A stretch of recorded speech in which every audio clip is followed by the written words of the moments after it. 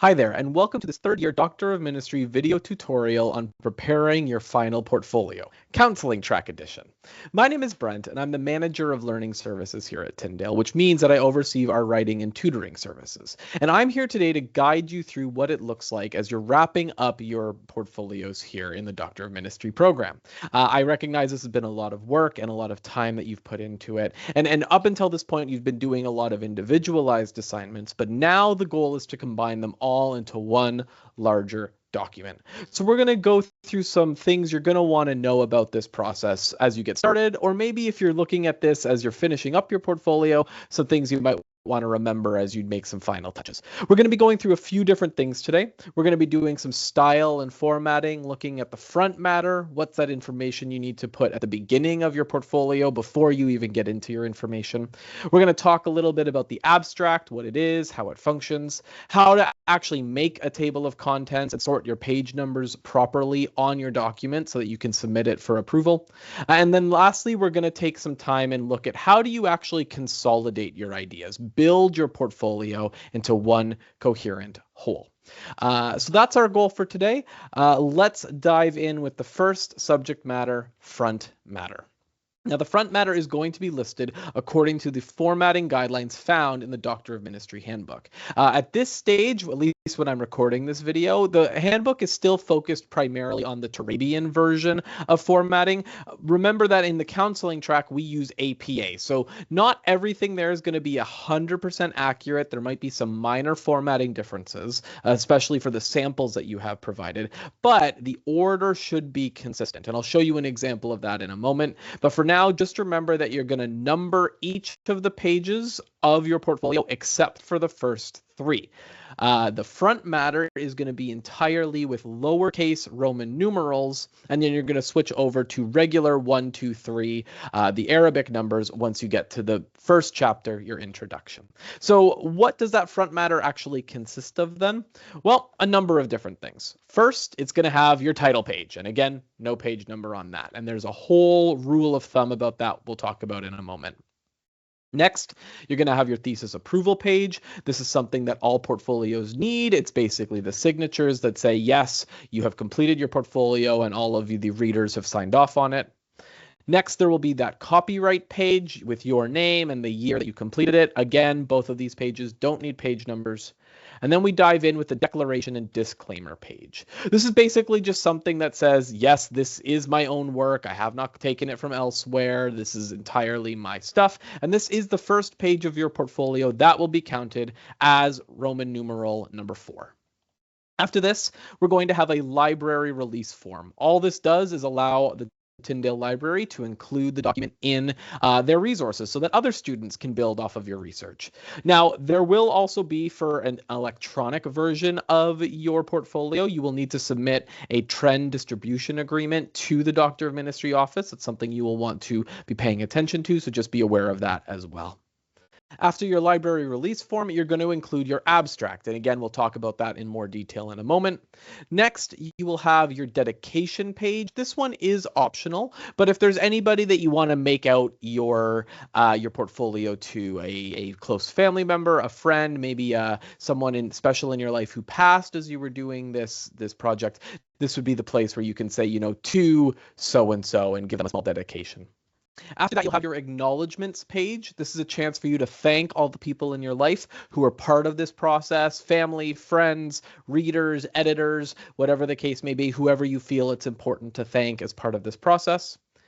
You might also include an epigraph. This one, again, is optional, but you know how sometimes at the beginning of a book or a chapter, you might see a quote that's not really connected to the chapter itself, but it kind of gives insight to or an overarching idea to the project. This would be the page you would do that on. Then your table of contents, where you list every single chapter, heading, and subheading that you find in your paper. And lastly, an optional thing, again, if you have them, a list of figures, tables, charts, and illustrations. So this is the information you need to include in your front matter. We'll talk about some of these details a little more, starting with the title page. Now, title pages up until this point have been done according to the student standard for APA. If you watched our APA video, it's all about those student understandings, student papers. But now we're going to be using professional APA guidelines. Now, there is some flexibility in the professional guidelines. Each publisher can make adjustments a little bit depending on what they are looking for. And there are things that are specific to the Doctor of Ministry that we'll talk about today. But there are some things that appear on every single APA title page, which we will show off in a moment. APA encourages clear and succinct titles. So your title should not be 3 lines long. I don't want to have every single adjective under the sun describing what you're doing. Be clear, specific, to the point. Say exactly what your project is about and then move on. For your name, you're often going to include your middle initial only. You won't do the full name, but you don't need to include things like your professional titles or degrees. That's not necessary for something like this. There's also a piece of the title page that is your affiliation.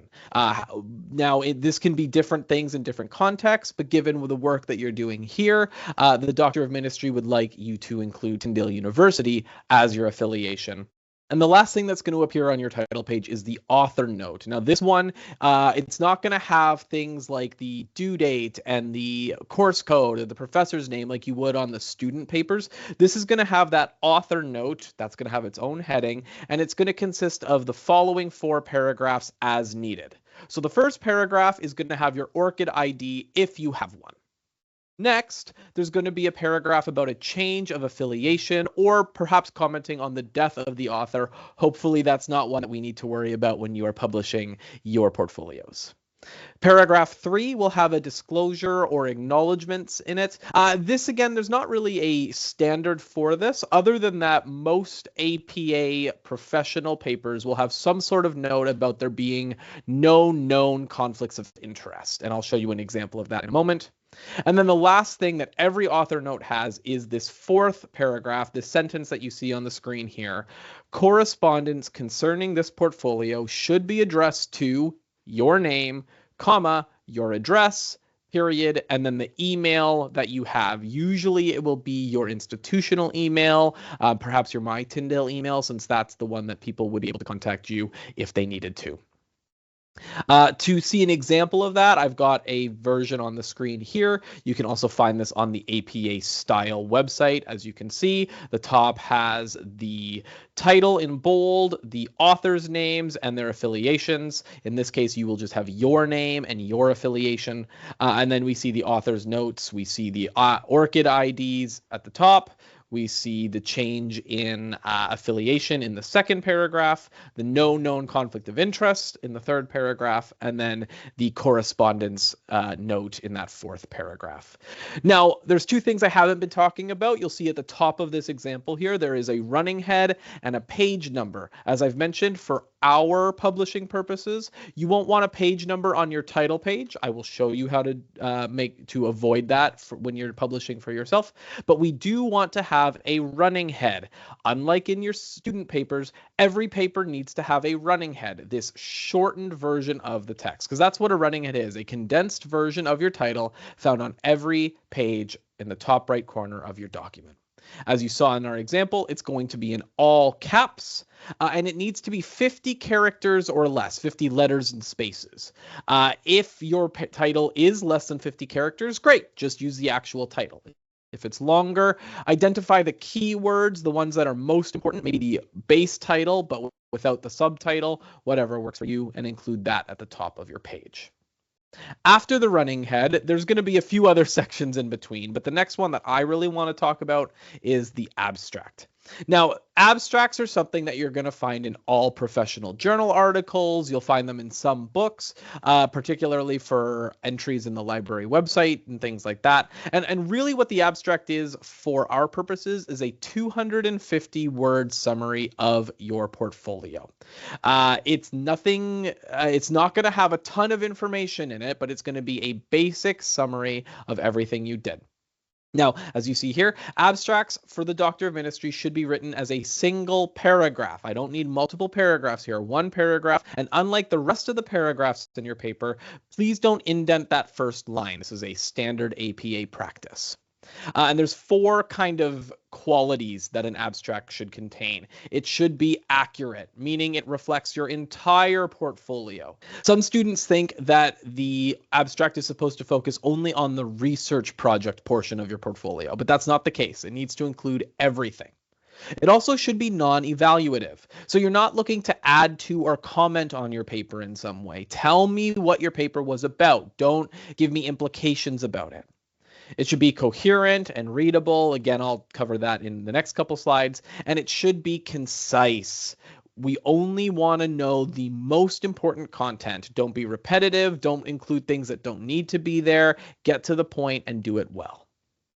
So what does it actually cover then? Well, a few different things. It should cover what is kind of the research problem or your hypothesis under investigation. What is it that you were setting out to try and fix or prove or reveal or identify in your project and in the course of all your research at the DMin? And part of it actually should be, why should I care about this problem? Don't state it that bluntly, but give me a reason that this is an important problem, an important thing that needs to be addressed. I should have a very short description of how your second chapter, your person of the therapist, and your third chapter, your methodology or your counseling theory fits into this research problem. And then, yes, you should have the nature, methodology, and procedure of your research project. Again, keep it very short. You don't have time to describe the entirety of how you did your research project, but a very basic summary of what you were doing and what you were trying to prove. At that point, you'll provide a brief synopsis. You, again, can't do all the findings, all the implications, but a very essential, maybe 1 to 2 sentence summary of what you found. And then lastly, some conclusions or implications of your research. Remember, 250 words. You do not have time to spend lots of time on any of these. We are looking at a sentence or two tops for each topic. Most of them will probably only get 1 sentence. So keep that in mind as you're writing. Now, formatting wise or structurally, what is it that we want to look at? Well, use the active voice whenever possible. I know we've talked about this sometimes in your classes, but the active voice is where the subject is the doer of your sentence. So Brent threw the ball, rather than making the object the thing acted upon the subject. The ball was thrown by Brent. We always want to keep the doer as the subject. So the project investigated, rather than it was tested by the researcher. You're going to want to stick to the past tense in your abstract as much as possible. The only time you might dip into the present tense is when you're describing the conclusions that you've drawn and maybe some ongoing implications, but the rest of it should really be past tense. You also want to avoid, wherever possible, things that involve acronyms, abbreviations, or symbols. They simply take up space, and there's no time for that. So try to stick as much as possible to things that you don't need to elaborate on. You also should, though, use key terminology from your document. So if there are particular words, ideas, concepts, perhaps your theoretical model, if that's a major part of your research, should probably get a mention. Make sure that those key terms and key ideas do get discussed. And really, the abstract should be the last thing you write, or pretty close to it, because you really can't summarize your paper until you know what your entire paper is about. So please keep the abstract as one of these later parts of your project. Next up is the table of contents. So this is going to be a few pages after your abstract, and it's going to cover every single piece of important information in your portfolio. So it's going to be labeled contents at the very top of the page, but you're not going to see it if your table of contents goes on to 2 or 3 pages. It's only on that first page. You don't have to have it every single time. A big thing about tables of contents is that you should not be including anything that came before the table in the table. So abstract, which comes before the table of contents, does not show up in the table of contents. It's only the things that come afterwards.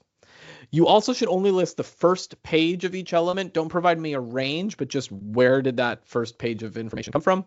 And then include all subheadings, not just the main chapter titles, not just the main headings, but every single subheading that you use in your paper. And the rule of thumb is that each heading is going to be indented another ½ inch, each level of heading. So if your chapter titles will be flush with the margin, All major headings will be 1/2 inch indented. Any subheadings in that will be another 1/2 inch, like so. This is what you're going to want to do. As you can see here, we've got chapter title in flush, indented 1/2 inch, indented a full inch because this is a subheading, and so on. Now, the question that you might be asking is, how do I actually do this in my text? Because tables of contents, do I have to do this manually by hand? Do I have to sit down and like type out a bunch of different periods? No. Fortunately, Microsoft Word actually has a feature in it that automatically generates tables of contents based on heading levels. So let me take a moment to show you how that works now. All right, so to show off how to do tables of contents, I'm going to use the sample Word document here. As you can see, we've got a very loosely based APA template. We've got our title page, our thesis approval page, we have our copyright page, declaration and disclaimer, and so on. We've got all kinds of things here. So to make the table of contents, what we're going to do is we're going to go to that section. We're going to remove this over here because we don't need to have that in our actual document. And you're going to go to the References tab, and you're going to hit Table of Contents. Now, before we go any farther, I just want to note that for those of you who are using the online version of Word, this might look a little different. So for the time being, if you're able to use the downloaded version of Word to follow this along, I'd recommend it. But if you need to do the online version, there are resources that can point out how to do it there as well.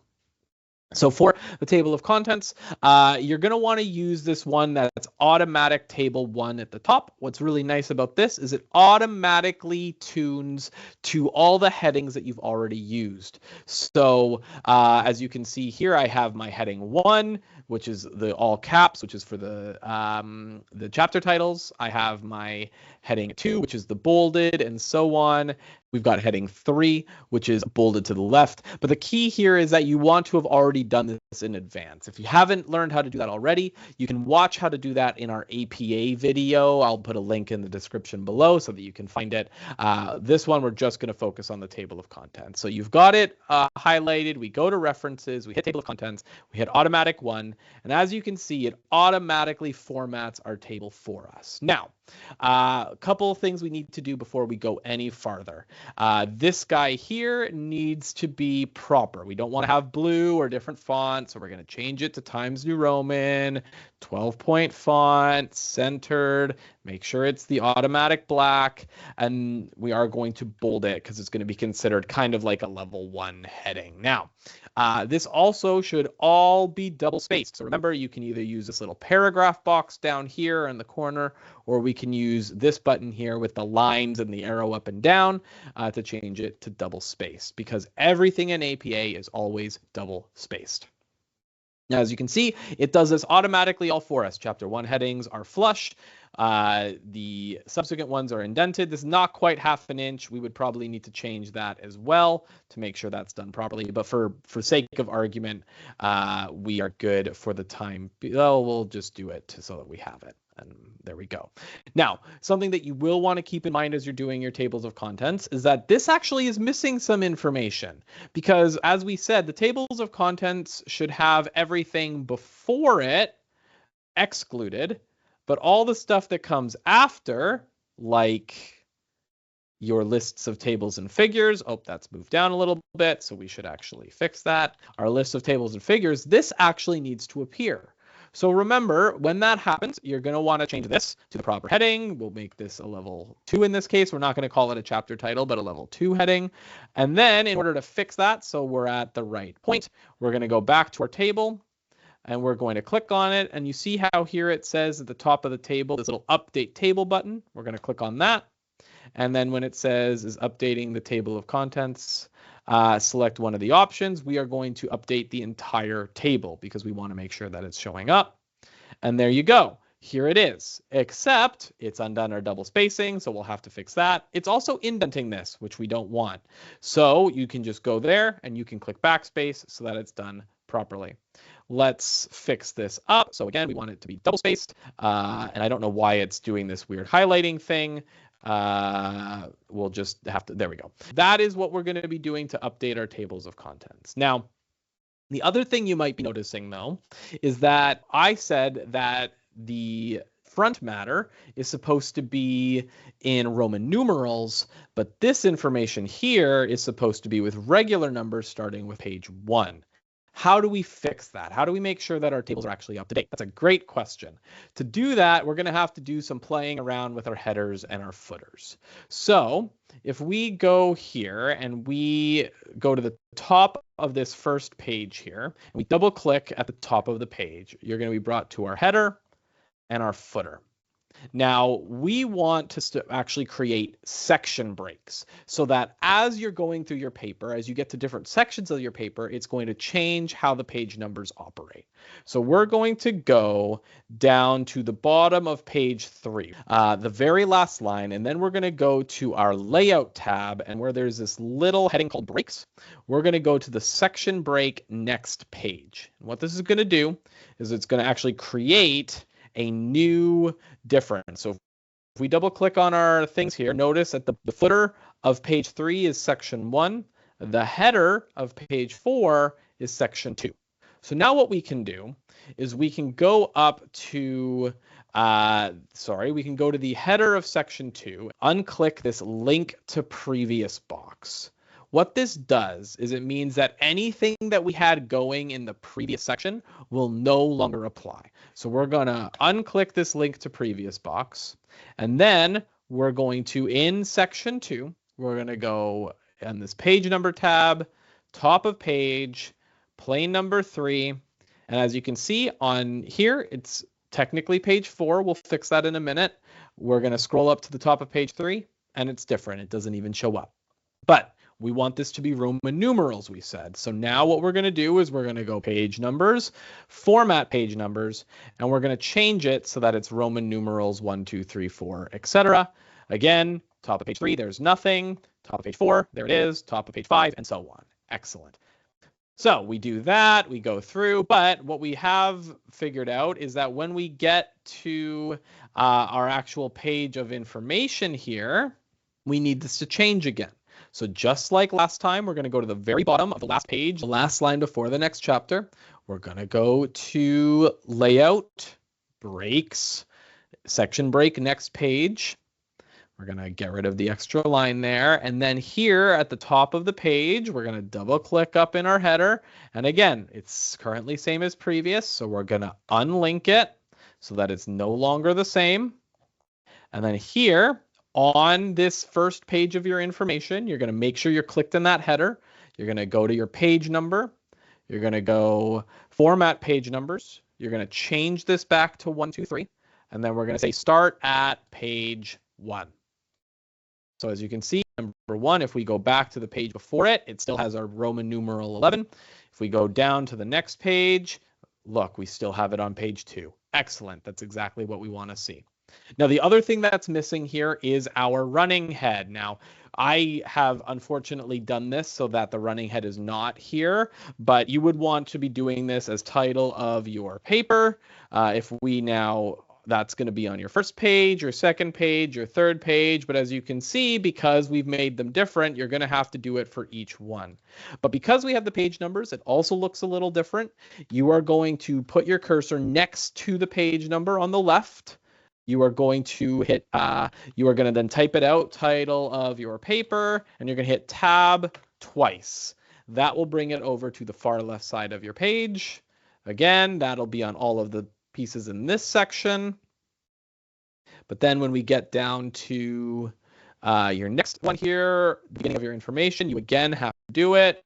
Title of your paper, tab twice, and now your page numbers and all of your headers are good to go. But the last thing we have to do is if we go back to this, look, our page numbers are still wrong. So now that we've updated our page numbers and added our running heads, we're going to again click on the table of contents. We're going to update the table. And again, because this time we haven't changed anything in terms of our headings or the way they're structured, we're just going to do update page numbers only. Click OK, and voila. Now the page numbers are correct and consistent with your entire document. That is page numbers, tables of contents, and running heads. Now let's jump back to the PowerPoint for the rest of the presentation. The last formatting detail I want to talk about is tables and figures. And I don't mean the list of tables and figures. That's pretty straightforward. You just write a list with all the tables and all the figures you're including. What I mean is actually how do you format them in your paper?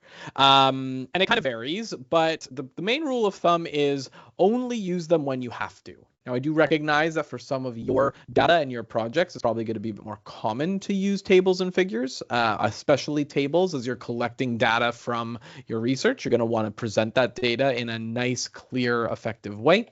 So by all means, you can use them, but don't overuse them, I guess would be the big thing I would say. And they should be integrated as part of your text.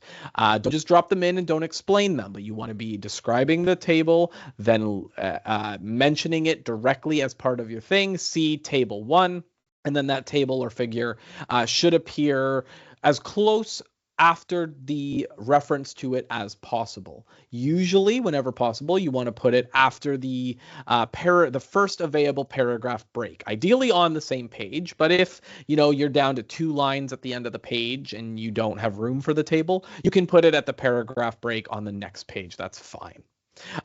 Tables themselves, unlike the rest of APA, are allowed to be either single, double, or 1.5 spaced. It depends on the table itself, what looks good, maybe how big the table is going to be, and they can and should be separated from the text before it with at least one blank double-spaced line, so that there's a little bit of a gap between the table itself and the text. And then one other thing just to remember when you're putting these into your portfolio is that the final portfolio margins are going to be different than regular margins. In regular papers, it's going to be a 1-inch margin on every side.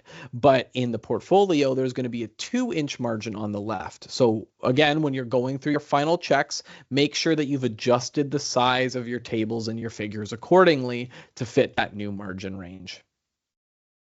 In terms of what you actually make your tables in particular look like, or figures to an extent, you're going to put your table or your figure number in bold at the very top.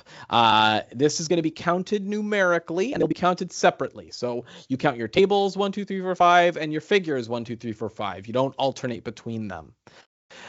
You will then put the title of your figure or your table in italics. For example, number of children with symptoms of trauma. If you're doing a table, you will then include the headings of your table as necessary. You will then include the actual data, or for an image, you'll use the figure itself. Do this so that it best represents the information you want to say. And then you can provide notes at the bottom. It's usually going to be introduced with the word note and a period in italics, and then it will provide some detail like so. As you can see, you've got your table at the top, the title, the actual content itself, and then the note at the bottom if it is necessary. Again, all of these should be included in a list of tables and figures or illustrations or charts in your front matter. If you don't have any of these, that section of the front matter can be dropped.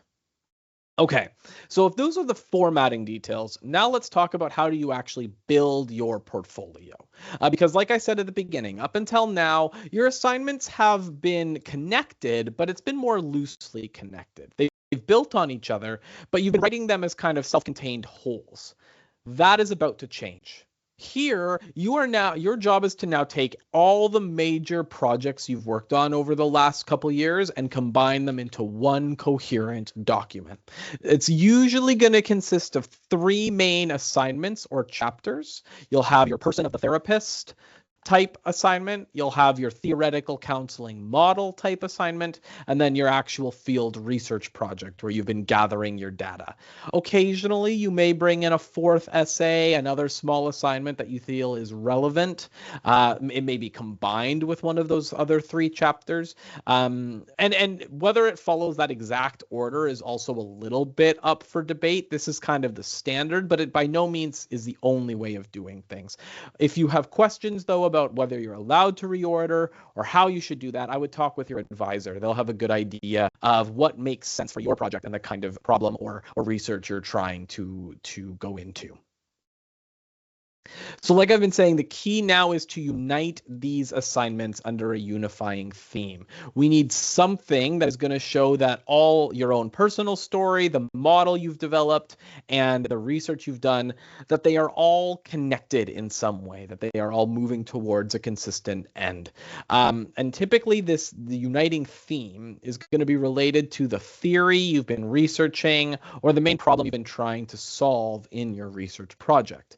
And this will require some thinking because maybe your story doesn't directly tie to the problem you were trying to fix, or the idea you were trying to look into more detail on. You might have to find a bit of a creative way to combine these things, but having that unifying theme matters.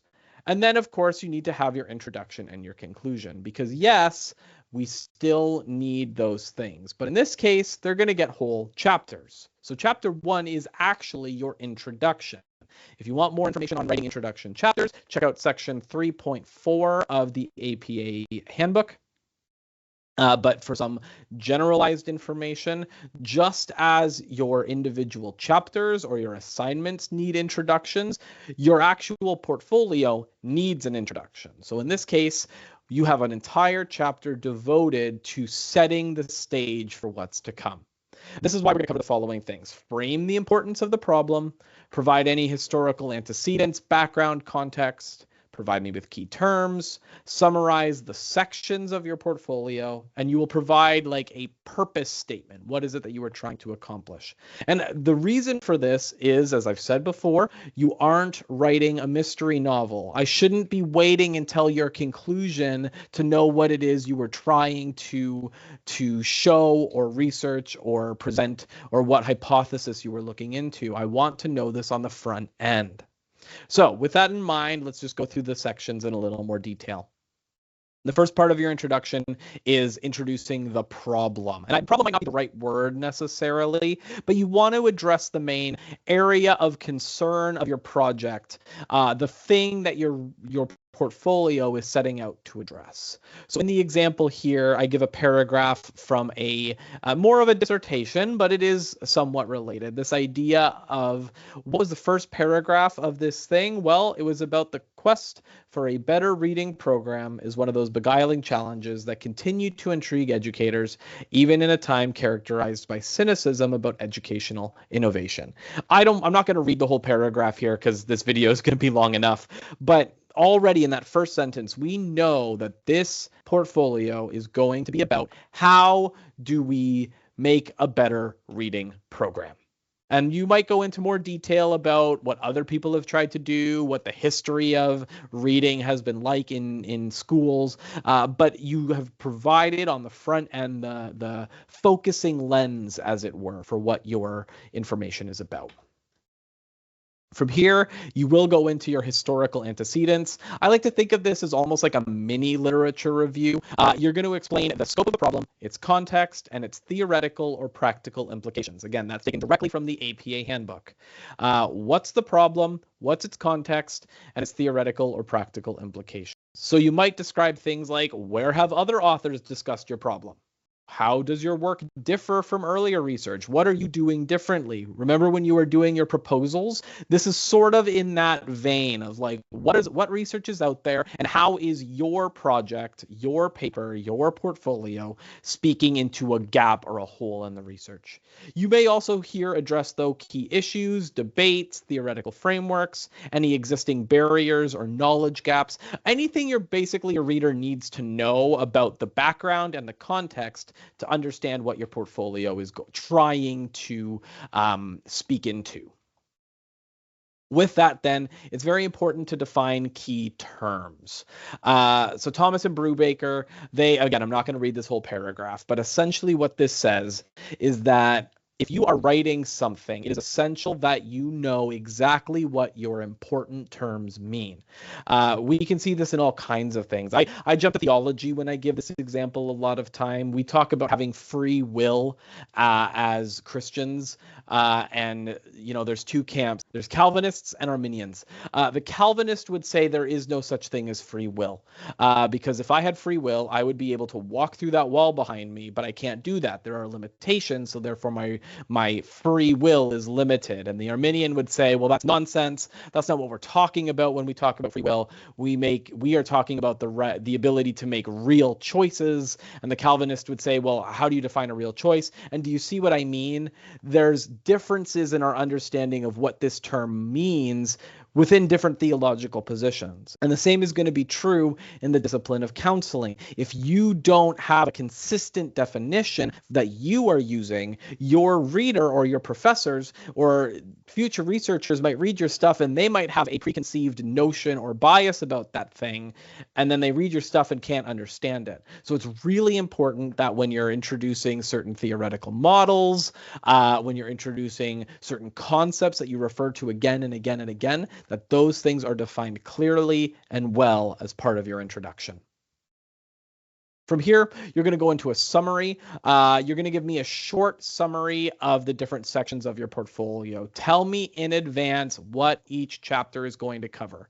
I like to say this is about approximately 1 paragraph per chapter. Give me a basic idea of, in chapter 2, we look at my journey in these ways. And chapter 3 is the theoretical model, and here are the key points of that model. And then chapter 4 is the research project that was aiming to set to prove this point or find this research or discover these trends, and yada, yada, yada. And then this will ultimately lead to your purpose statement. Now, I've sometimes talked about this as a thesis statement, but I think for the world of counseling, especially in the aspect of portfolios, a purpose statement really is a better way of describing it. So a purpose statement is a statement in which a writer states the goals, topic, and or focuses of their paper, and when applicable, how the following research will address a problem. In other words, it is the definitive summary of the big ideas of your paper. Oftentimes, it's going to mirror the abstract to an extent in that it's saying, this is the point of my paper, this is what I was trying to accomplish, this is what I was trying to learn, and these are the ways I was going about it. It's the culmination of your research, the solution to your problem, and unlike in a paper, your purpose statement or thesis statement won't be one sentence. This will get a whole paragraph devoted to, therefore, in this portfolio, I intend to do, or I intended to do X, and this is what we discovered. That is your introduction in a nutshell. It is a necessary piece of every portfolio, and then you'll actually dive into the rest of your chapters. Now, chapters 2 through 4, maybe 5 if you're adding another essay, but usually just 2 through 4, will all be based on the assignments you've already done. This will be the 3 big projects you've worked on over the last 3 years. And again, the order is going to somewhat vary based on what suits the logical progression of your portfolio's problem and solution. The one I've presented of personal story, theoretical model, research project is more common, but not the only way to do it by any stretch. So by all means, move things around as what makes sense for your project. Now, at this stage, your goal is to revise. So you're going to take the chapters or the assignments you've already written, and you're going to rewrite them. And you're basically trying to do 2 main things. You're rewriting based on the feedback your professor originally gave you. There may be a lot of feedback. You might find yourself making substantial edits. In some cases, no page might be untouched. And that's okay, because that's part of this process. You want to refine, get the ideas a bit more clear. Maybe as you've been doing other research, other parts of your project, you've discovered a few more pieces of information that you want to add or elaborate on or whatever. But the other big revision you're going to do is ensure that your chapter fits thematically into your discussion. So again, we're not about the individual chunks anymore. We're about the large whole. So if there is something that you need to add to chapter 2 and 3 to fit more thematically with your chapter 4, that's okay. This is the time to do it. You will be making some substantial changes here. But in that, you're also going to change the introduction and conclusion pieces of your chapters to be almost like links in a chain.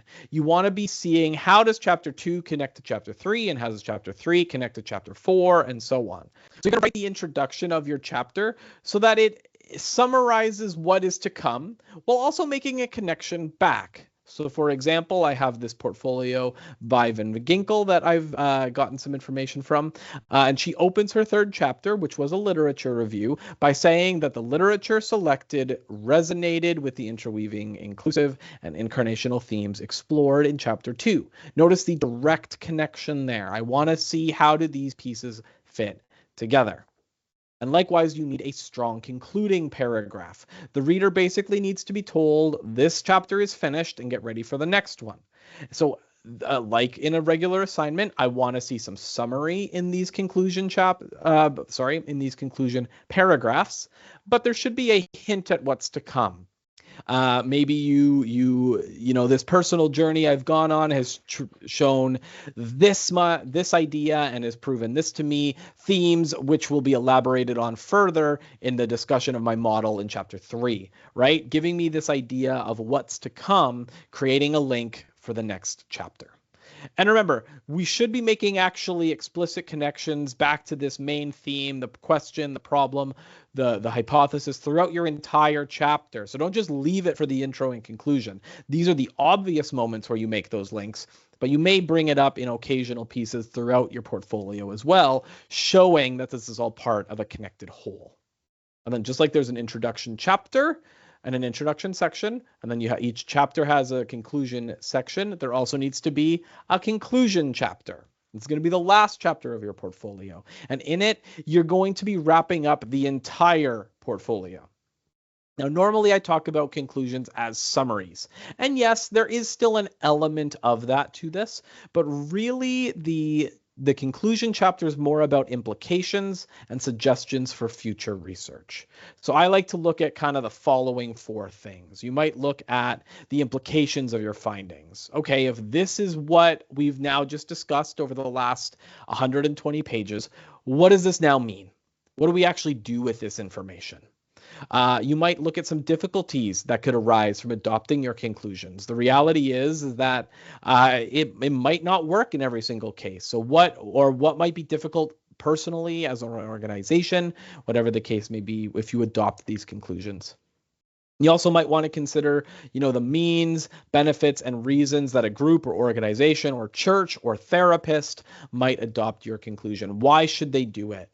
Why would it be beneficial to follow in your footsteps? Why should an organization take on the recommendations you've given? If you're suggesting changes to policy, changes to the way that larger institutional or governmental bodies do business, why should they listen to you? And why should they care about and how will they benefit from the research that you're presenting?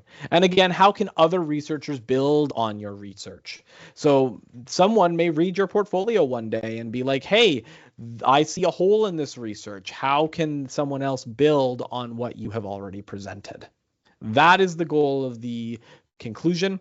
And if you're able to do that well, it's going to set it's not only going to wrap up your paper well, but it's going to set up the future to build on your research, making it part of the conversation.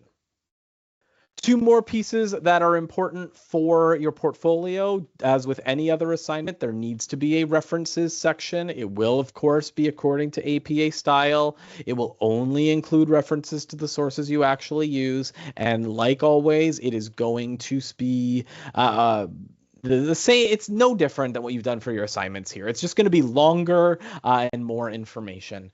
So as always, follow chapter 10 of the APA handbook. Use our citation guide. I know that the formatting section is designed more for the student paper. So if you need to ignore that section, that's fine. But all of the side information on how you cite particular types of sources is still consistent. You can still use all of these for building your references. And the last thing we really need to talk about then is the appendices.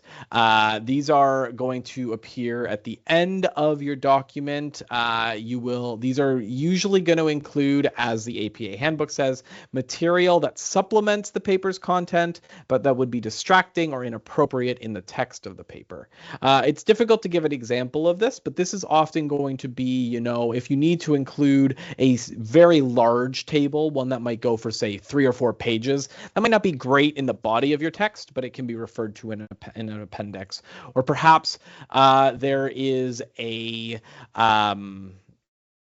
resource or a form, a survey that you had somebody fill out as part of your research project. That might not fit well in your the body of your paper, but it would be great as an appendix. So if you have more than one appendix, you're going to use uppercase letters A, B, and C, and you will title your appendices. So you would do like Appendix A, whatever the title is. Now, the appendix order is determined by when they're mentioned in the text, so it has nothing to do with what makes sense chronologically. It is simply when you mention it in the text, that is the first appendix you mention is Appendix A. End of discussion.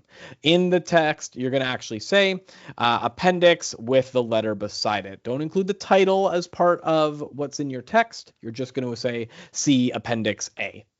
And that's basically everything that you need to know, at least for now, about formatting your portfolios. I recognize there's more information and you might be like, well, what do I do with this and how do I build on this? Not a problem. Feel free, if you have questions on these things, to make an appointment with one of our writing consultants. You can do so by visiting scribe.tyndale.ca. That's our online booking software. I do want to remind you, like I always say in the presentations in class, that, at this stage, our ability to help does go down a little bit. But to be honest, our consultants don't necessarily know all the details about these minute formatting issues. So if you want to double check that you're getting help from somebody who knows, feel free to send us an email at writing@tyndale.ca and we can make sure that you know who's best to book with. There's also, as I mentioned, the APA citation guide, which I've shown you. You can check out our writing videos on our YouTube channel, CAE Talks. This video is on that channel, so hopefully you have an idea that exists. And I've already mentioned the email. Other than that, my best recommendation for you is to practice, especially for things like the tables of contents. Don't start with doing that in your main document. Take it to another document. Make sure you know what you're doing before you format the final document in the way that you want. But if you spend some time on this, you're going to be well on your way to getting these things done.